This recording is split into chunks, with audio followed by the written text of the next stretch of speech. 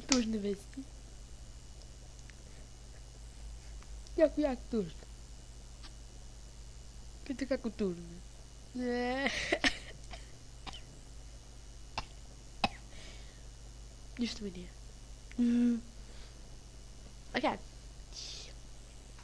To je samo mala, kako se zove, mala zahvala. Ko mi šalje poruke na novu šašavu. Niko ti ne šalje poruke da smo na plus. Neka mi je pošlo poruku na Skype. I to uopšte ja ne snimam.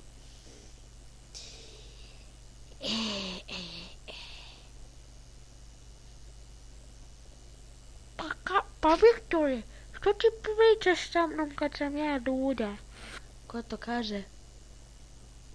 Ne vidim ništa. Ti? Da li ti to kažeš? Znaš ovo 3D-u? Će ti super.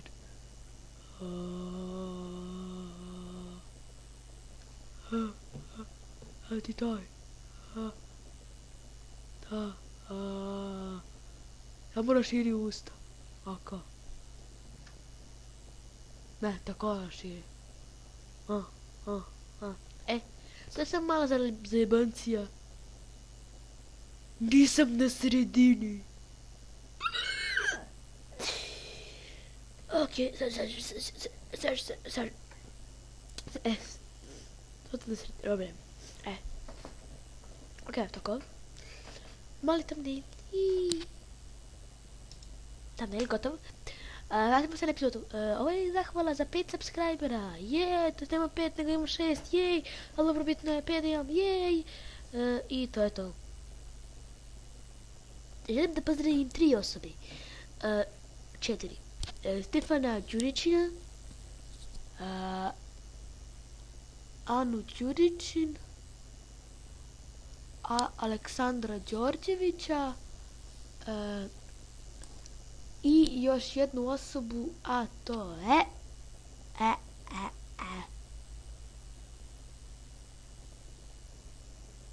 Maša. Kako se preziva? Vrzić. Maša Vrzić. Ćao. To je to. Ćao.